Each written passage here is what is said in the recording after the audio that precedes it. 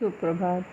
आज मैं आपको दुख का अधिकार का आगे का अंश फिर से पढ़ाने एवं पुनरावृत्ति करवाने जा रही हूँ।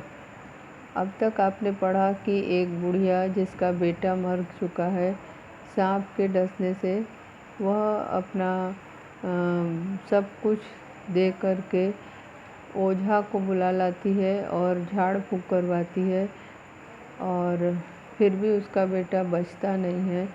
और उसके बावजूद उसका बेटा जब मर जाता है तो उसके पास खाने पीने को कुछ नहीं रहता। न उसके घर में छोटे छोटे 2 बच्चे हैं जिनके रोने और वे भूख से बिलबिला रहे हैं, तो उनके लिए उसे बाज़ार में जाना पड़ता है।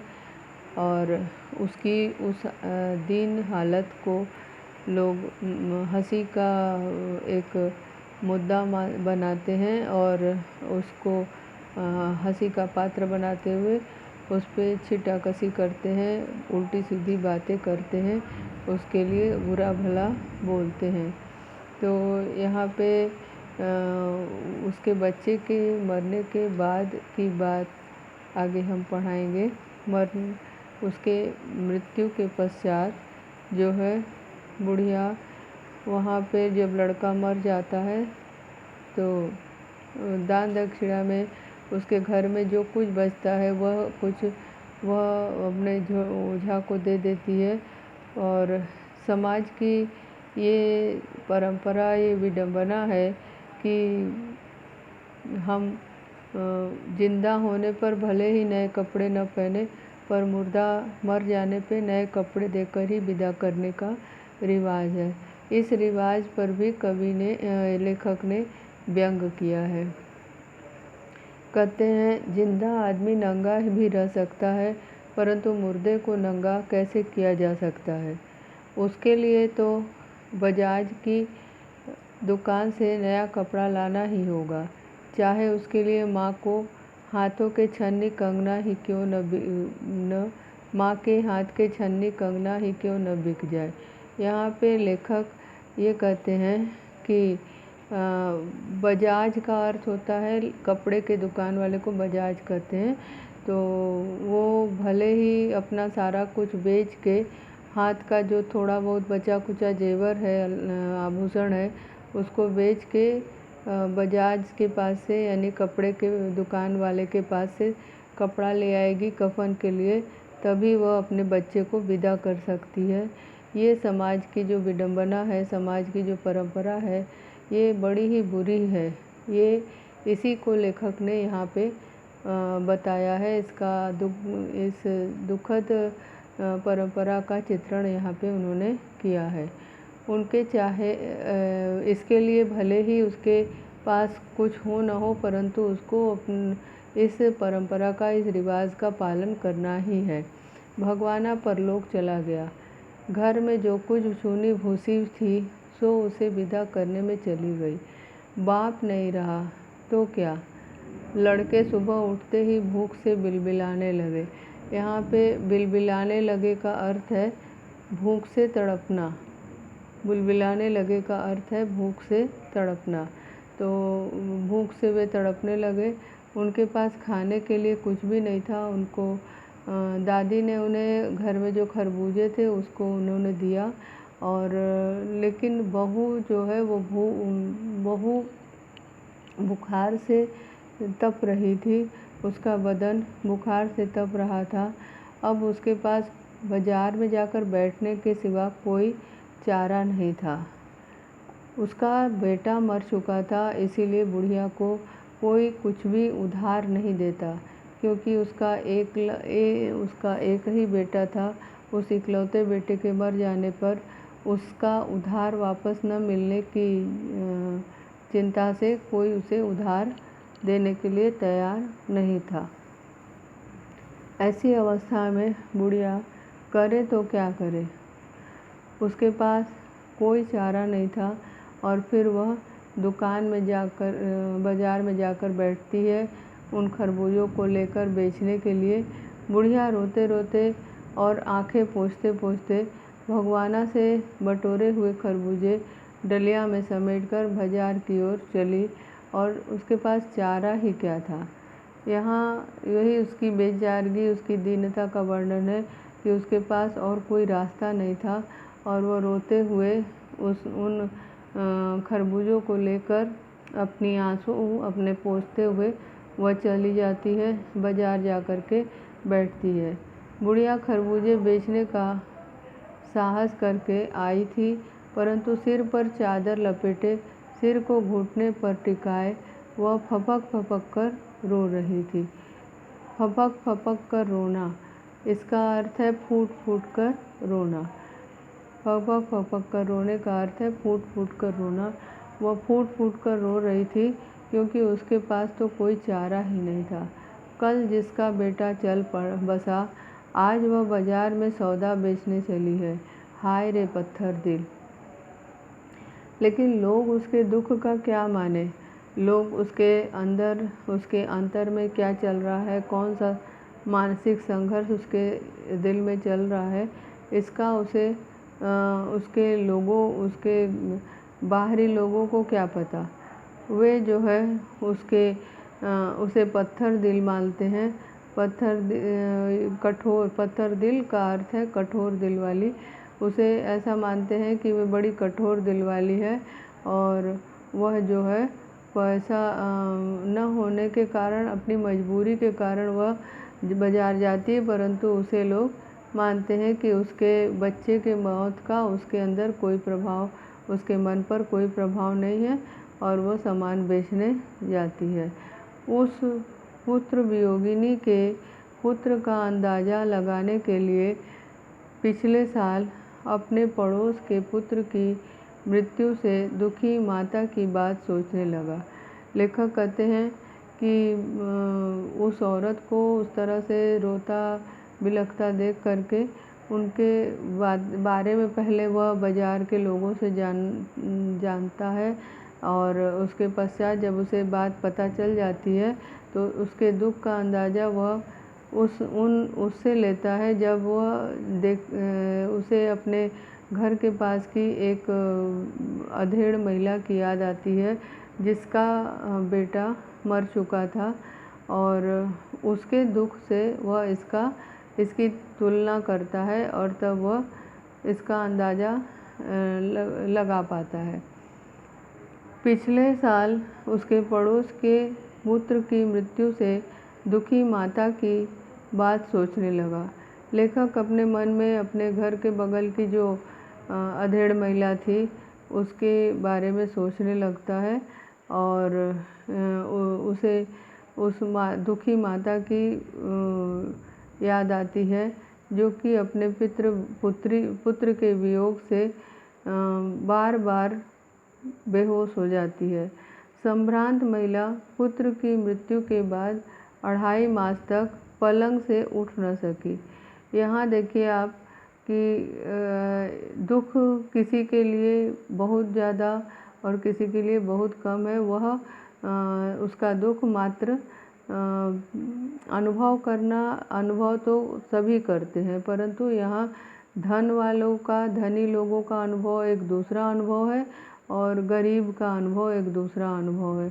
तो यहाँ लेखक उसी का तुलनात्मक अध्ययन करता है और तुलना करते हुए कहता है कि संभ्रांत महिला, संभ्रांत यानी बहुत धनी जो होते हैं उनको संभ्रांत बोलते हैं। तो बहुत धनी वह महिला थी, इसीलिए उसका दुख जो है अलग प्रकार का है। उसके दुख को बाहरी भी लोग महत्व देते हैं और घर वाले तो महत्व देते ही हैं। तो संभ्रांत महिला पुत्र के मृत्यु के बाद 2.5 मास तक पलंग से उठ न सकी। यहाँ देखिए लेखक ये सोचता है कि जहाँ ये संभ्रांत महिला 2.5 मास तक पलंग से उठ न पाई, वहीं ये दूसरी अधेड़ महिला जो पुत्र के वियोग से अगले ही दिन बाजार जाकर बैठ जाती है। यहाँ इन दोनों में यही अंतर है कि एक धनी है और एक एकदम गरीब। एक के पास अपार धन है और एक के पास अपना पेट और अपने परिवार का पेट भरने के लिए भी कोई पैसा नहीं है। तो इसीलिए इस पाठ का नाम लेखक ने दुख का अधिकार रखा है, क्योंकि लेखक के विचार से कि दुख मनाने का अधिकार सबको नहीं होता। जिसके पास ज़्यादा धन है उसे दुख मनाने का अधिकार है, परंतु जिसके पास धन नहीं है उसकी व्यवस्था है कि वह दुख होने पर भी वह उस जो कार्य वह चाहे उसे वह करना ही पड़ता है। यहाँ पे आप देखिए दोनों की परिस्थिति में कितना अंतर है। एक बूढ़ी औरत, एक अधेड़ औरत अगले ही दिन दुकान पे जा बैठती है और दूसरी क्या है 15-15 मिनट बाद पुत्र वियोग से मूर्छा आ जाती है। दूसरी औरत, अधेड़ औरत जो कि लेखक के पड़ोस की है, वह काफ़ी धनी है और उसके पुत्र, लेखक याद करता है कि पुत्र के वियोग के कारण उसे बेहोशी आ जाती है हर 15-15 मिनट पे, और मूर्छा न आने की अवस्था में आँखों से आंसू न रुकते थे। यहाँ रोती तो है ये अधेड़ औरत, भगवाना की माँ भी, परंतु उसके आंसू की कोई कीमत नहीं, क्योंकि वह गरीब है और बाज़ार में खड़े हुए लोग उसे भला बुरा कहते हैं। परंतु यहाँ पे ये जो औरत है, इसके तो सिरहाने 2-2 डॉक्टर हमेशा बैठे रहते हैं। हरदम सिर पर उसके बर्फ़ का पानी रखा जाता है और शहर भर के लोगों के मन में उस पुत्र वियोग से लोग वियोगिनी के शोक से लोग द्रवित हो जाते हैं। द्रवित होना मतलब पिघल जाना, यानी लोगों को दुख होना। लोग, शहर भर के लोग उसके प्रति संवेदना व्यक्त करते हैं और दुखी होते हैं, परंतु यहाँ पे भगवाना की माँ, जो कि जिसे भी वही दुख है जो उस संभ्रांत महिला को था, लेकिन यहाँ पे दोनों के दुख में अंतर है। इसीलिए लेखक यहाँ पे दुख का अधिकार कहते हैं कि दुख का अधिकार सबको नहीं है। दुख का अधिकार उन्हीं को है, दुख मनाने का अधिकार उन्हीं को है जो कि धनी हैं, जिनके पास पैसे हैं। जिनके पास पैसे नहीं हैं उन्हें दुख मनाने का भी अधिकार नहीं है, क्योंकि सबसे बड़ा कष्ट है धन का न होना। धन न होने की अवस्था में उसे कोई भी मदद नहीं करेगा और ऐसी अवस्था में उसे हार कर अपनी दीनता के कारण धन कमाने के लिए जाना ही पड़ेगा। अब यहाँ पे आगे वे कहते हैं, शोक करने, गम मनाने के लिए भी सहूलियत चाहिए और दुखी होने का भी एक अधिकार होता है। लेखक यहाँ यही तुलना करता है कि हर समय व्यक्ति दुखी तभी हो सकता है जब उसके पास धन हो, यानी कि धनी व्यक्ति को ही दुख मनाने का अधिकार है, गरीब को दुख मनाने का अधिकार नहीं है। ये हमारे समाज में अमीर गरीब के बीच एक खाई है, एक समाज की जो परंपरा है उस पर लेखक ने व्यंग किया है कि ऐसा होना नहीं चाहिए जैसा कि इस भगवाना की माता के साथ हुआ। यहाँ पे भगवाना की माँ बड़ी बेबस है, लाचार है और इस लाचारी पर लोग हंसते हैं, जबकि उस संभ्रांत महिला का भी दुख समान है, परंतु उस संभ्रांत महिला के दुख पर लोग संवेदना व्यक्त करते हैं। यहाँ आइए आपको मैं इस पाठ के प्रश्नोत्तर की पुनरावृत्ति एक बार फिर से करवाती हूँ। पहला प्रश्न है, किसी व्यक्ति की पोशाक को देखकर हमें क्या पता चलता है? किसी व्यक्ति की पोशाक को देखकर हमें क्या पता चलता है? तो किसी व्यक्ति की पोशाक को देखकर हमें उसकी श्रेणी का, उसके स्तर का पता चलता है कि वह किस श्रेणी का है, वह किस स्तर का है, यानी उसके पास कितना धन है। हम भले ही उसके पास धन न हो, परंतु पोशाक इंसान को एक दर्जा या स्तर दिलवा देता है। खरबूजे बेचने वाली स्त्री से कोई खरबूजे क्यों नहीं खरीद रहा था? यहाँ दूसरा प्रश्न है, खरबूजे बेचने वाली स्त्री से कोई खरबूजे क्यों नहीं खरीद रहा था? जैसा कि आपने पाठ में पढ़ा, खरबूजे बेचने वाली स्त्री से कोई खरबूजे इसलिए नहीं खरीद रहा था क्योंकि वो स्त्री अपना कपड़े में मुंह छुपाए, आंचल में मुंह छुपाए, घुटनों पे पैर रखे वह लगातार रोए चली जा रही थी, लगातार रो रही थी, इसीलिए उससे कोई खरबूजे नहीं खरीद रहा था। हालांकि उसके दुख का किसी को पता नहीं था कि उसका कारण क्या है, वो क्यों रो रही है, परंतु वो लगातार अपने चेहरे को अपने आंचल से ढके हुए, घुटनों पे चेहरा रखे हुए वह रोए चली जा रही थी, फपक फपक फपक कर रो रही थी, और जिसके कारण उसे उसके दुख को लोग समझ नहीं पा रहे थे, उसके दुख का कारण नहीं जान रहे थे, और इसी कारण लोग उससे खरबूजे खरीदने नहीं जा रहे थे। उस स्त्री को देखकर लेखक को कैसा लगा? उस स्त्री को देखकर लेखक को बड़ा ही कष्ट लगा और उनके अंदर एक जिज्ञासा पैदा हुई, उनके अंदर एक भावना पैदा हुई कि आखिर ये स्त्री क्यों रो रही है, इस स्त्री के रोने का कारण क्या है, इसका पता लगाया जाए। उस स्त्री के लड़के की मृत्यु का कारण क्या था? आपने पाठ में पढ़ा है कि उस स्त्री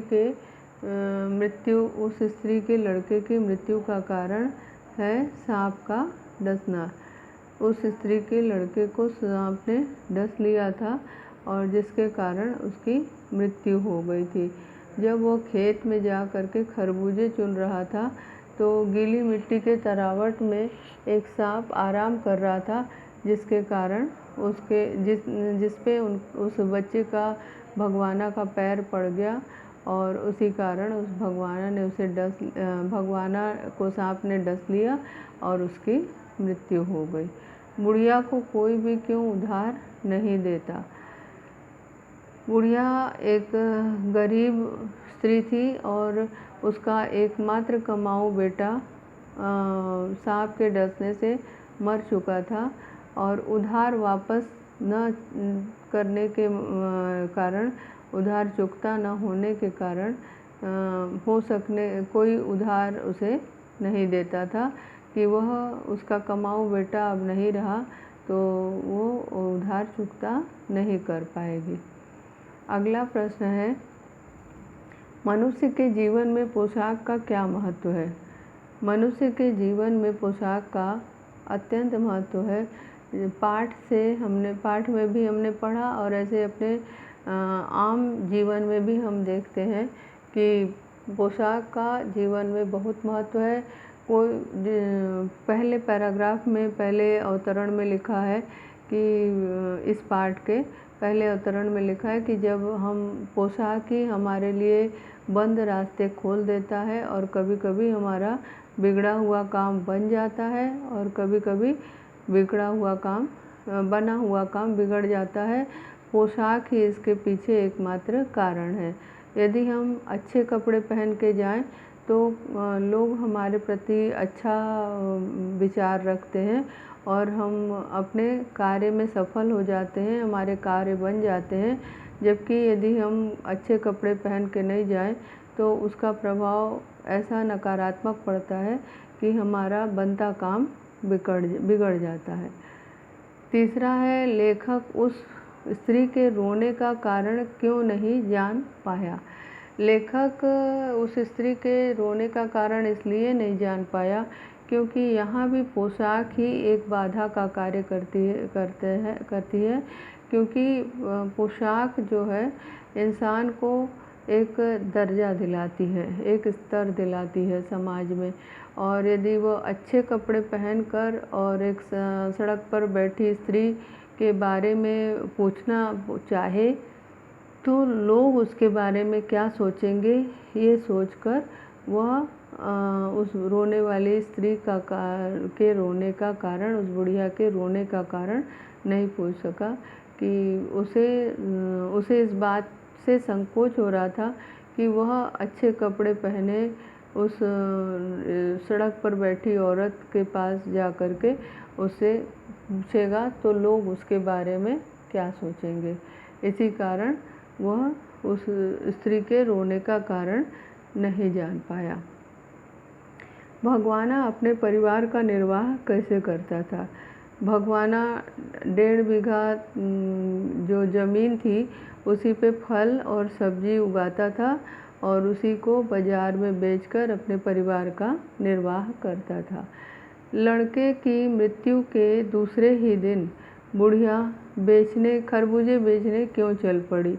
आपने पाठ में पढ़ा कि लड़के की मृत्यु हो गई और उसे दूसरे ही दिन खरबूजे बेचने इसलिए जाना पड़ा क्योंकि उसके घर में जो कुछ भी था वह अपने बेटे के झाड़ फूँक में वह खर्च कर चुकी थी। इधर उसके बेटे के 2 छोटे छोटे बच्चे हैं जो भूख से बिलबिला रहे थे और बहू जो है वह बुखार से तप रही थी। इसी कारण उसके घर में जो पैसे न होने के कारण उसे न चाहते हुए भी अपने बेटे के मृत्यु के अगले ही दिन दुकान पे खरबूजे बेचने के लिए जाना पड़ा। खरबूजे बेचने के लिए जाकर दुकान पे बैठना पड़ा।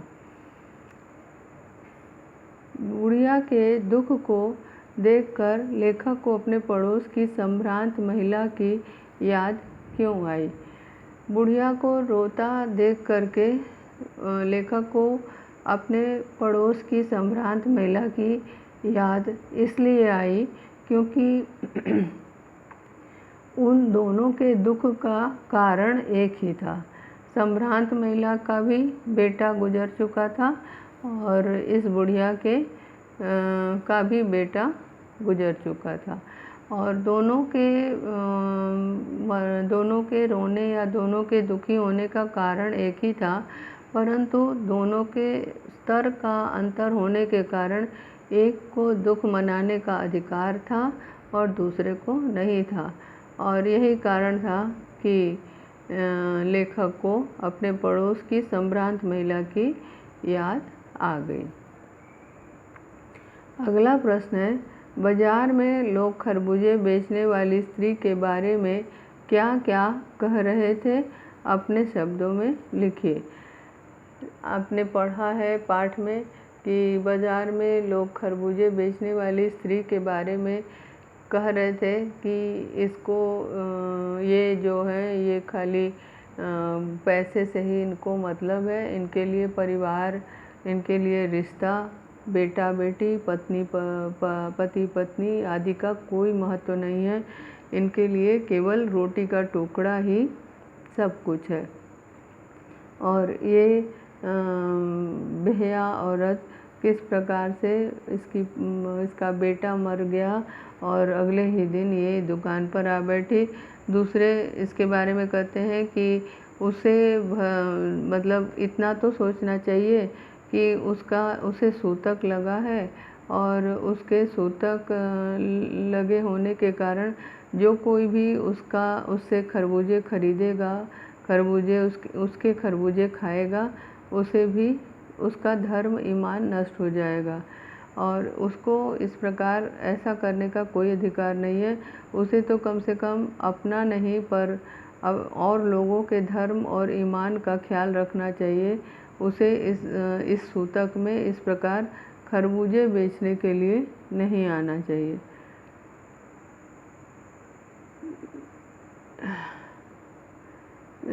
पास पड़ोस की दुकानों से पूछने पर लेखक को क्या पता चला। पास पड़ोस की दुकानों से पूछने पर लेखक को यह पता चला कि बुढ़िया का बेटा कल सवेरे मुँह अंधेरे अपने खेतों में खरबूजे लेने गया था। खरबूजे चुनते वक्त किसी सांप की पूँछ में इसकी पैर पड़ गई और जिसके कारण उस सांप ने उसे डस लिया और उसकी मृत्यु हो गई। पास पड़ोस के दुकानदार उसे उसके बेटे के बारे में और उसके मृत्यु के कारण के बारे में यही बता रहे थे। लड़के को बचाने के लिए बुढ़िया माँ ने क्या किया? जब उसे पता चला कि लड़के को सांप ने डस लिया है तो वह किसी चिकित्सक के पास, किसी डॉक्टर के पास नहीं जाती है, बल्कि वह भागकर गांव के ओझा के पास जाती है और झाड़ फूंक करवाती है, नाग देवता की पूजा करवाती है। क्योंकि उस समय उनके गांव में ये प्रचलन था कि यदि सांप काट दे तो झाड़ फूंक करने से ठीक हो जाता है, और इसी कारण वह ओझा के पास दौड़कर जाती है। ओझा बहुत तरीके से उसका झाड़ फूंक करता है और नाग देवता की पूजा भी बुढ़िया करवाती है, परंतु उससे कोई भी फायदा नहीं होता है, कोई लाभ नहीं होता है और अंततः उसके बेटे की मौत हो जाती है। लेखक ने बुढ़िया के दुख का अंदाज़ा कैसे लगाया?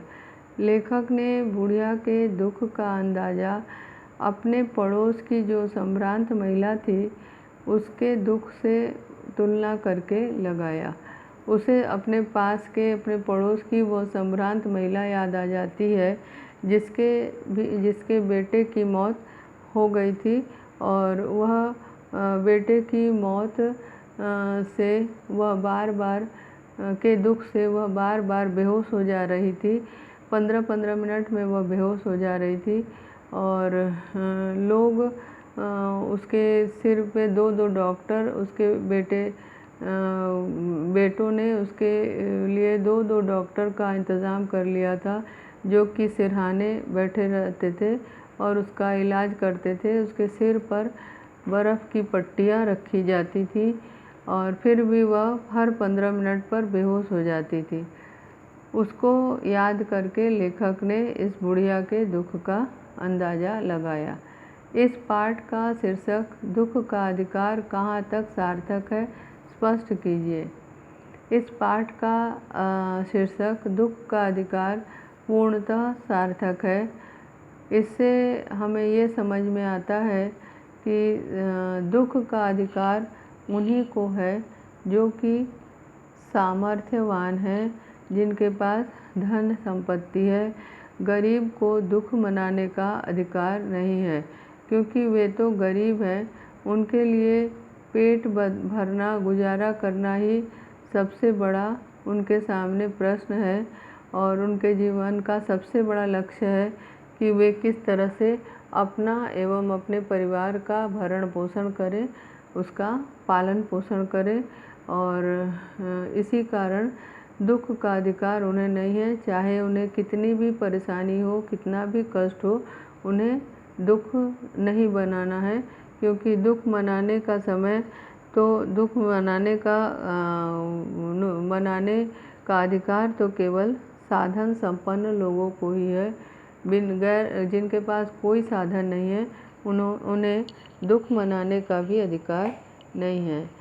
इन प्रश्नों के अतिरिक्त कुछ अन्य प्रश्न हैं जिनको मैं अभी आपको बताऊंगी, जिससे आपका जो पाठ है और अच्छी तरह से उसकी पुनरावृत्ति हो जाएगा।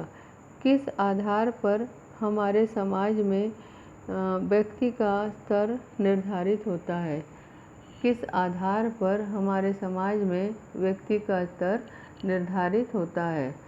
हमारे समाज में व्यक्ति का स्तर निर्धारित करने के लिए एक वस्त्र एक साधन है, जिसके आधार पर हमारे समाज में लोगों का स्तर निर्धारित होता है।